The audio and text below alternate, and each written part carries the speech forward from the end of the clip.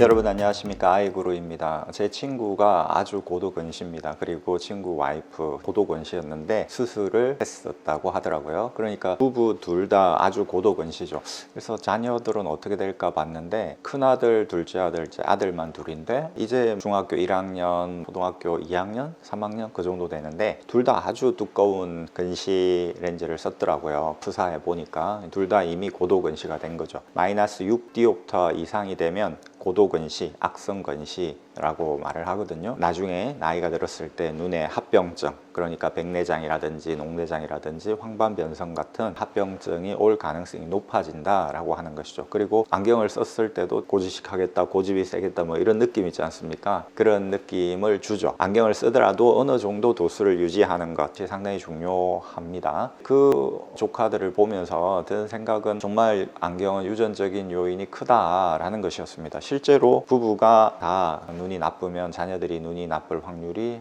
아주 높죠. 우스갯소리인 것 같지만 우스갯소리가 아닌 것이, 자기가 눈이 나쁘면 자녀들을 위해서 배우자는 눈이 좀 좋은 사람, 안경을 안 쓰는 사람, 0인 사람, 병시인 사람을 맞이하는 게 필요하다라는 이야기가 있습니다. 자녀들이 안경을 안 써야 안경에 들어가는 돈도 만만치 않잖아요. 가정경제에 도움이 또 되는 것이죠. 20년, 30년 전에는 한 반에, 그때는 반에 숫자도 많았지 않습니까? 50명, 60명 됐었는데 한 반에 안경 쓰는 친구가 1명이나 2명밖에 없었습니다. 그렇다고 본다면 분명히 환경적인 요인도 있죠. 그런데 환경이라고 하는 것이 한번 형성된 환경을 바꾸기가 어렵죠. 예를 들어서 스마트폰이라고 하는 이런 환경이 이제 새로 생겼는데, 그전에는 핸드폰을 이렇게 전화 받는 것만 썼어요. 그래서 전자파가 나오는데 귀에 또 뇌에 영향이 있니 없니 이랬는데, 스마트폰이 나오면서 이렇게 보죠. 밤에도 자기 전에 보고 막 이렇게 한단 말입니다. 이 환경이 10년 전부터 이제 우리에게 다가왔는데 이게 강력한 환경이 되어버려 가지고 여기에서 벗어날 수가 없지 않습니까? 뭐라고 봐야 될까? 그래서 저는 이렇게 생각합니다. 부모에게 물려받은 그야말로 유전적인 것은 내적인 유전이라고 표현을 하고요, 환경은 외적인 유전이라고 표현을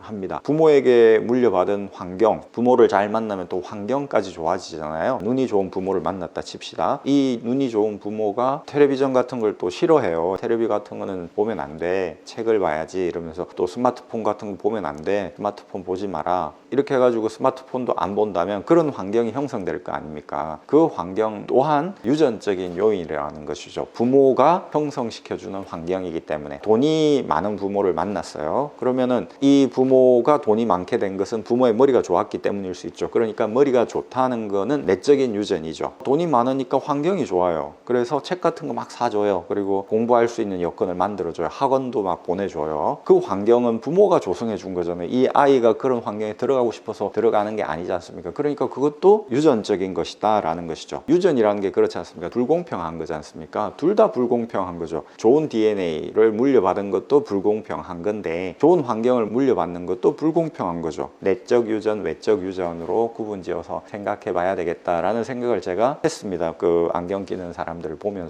세 번째가 노력이겠죠. 그런데 어떤 사람은, 특히 메가스터디의 손주은 회장 같은 경우는 노력도 유전이다 라고 말하더라고요. 노력하는 부모 밑에서 노력하는 자녀가 태어난다는 것이죠. 공부를 잘하는 머리를 물려받거나 노력하는 그런 유전적인 특성을 물려받거나 둘 중에 하나를 해야지, 그렇지 않으면 그냥 공부를 포기해라 그런 식으로 말을 했거든요. 아주 회자되고 있는 유명한 말이죠. 그런데 너무 이렇게 따지면 모든 게 유전이잖아요. 그래서 저는 이것은 유전하고 구분지어야 된다고 봅니다. 이것은 노력이다. 담배를 아주 좋아하는 아버지에 질려가지고 담배를 아예 입에도 안 대는 그런 자녀도 있지 않습니까? 그래서 이것은 노력에 해당하는 부분이다. 눈은 유전적인 요인 그리고 환경적인 요인이 있는데, 이거 둘 다 내적 유전, 외적 유전이라고 볼 수 있고, 이거 역시 큰 의미의 유전적인 부분이다 라고 볼 수 있다는 것이죠. 눈은 내가 노력해가지고 나빠지지 않게 할 수 없는 것인가? 유튜브 같은 데 보면 눈 좋아지게 하는 법 막 이런 거 있지 않습니까? 노력을 하면 될 수도 있을 것 같아요. 제가 아는 어떤 분이 지리산에 가서 6개월 동안 책도 안 보고 그냥 스마트폰도 안 보고 이렇게 했더니 눈이 좋아졌다 하는 분이 있었습니다. 현실 사회에서 살기에는 이 환경이 눈을 좋게 만들어주는 환경이 아니지 않습니까?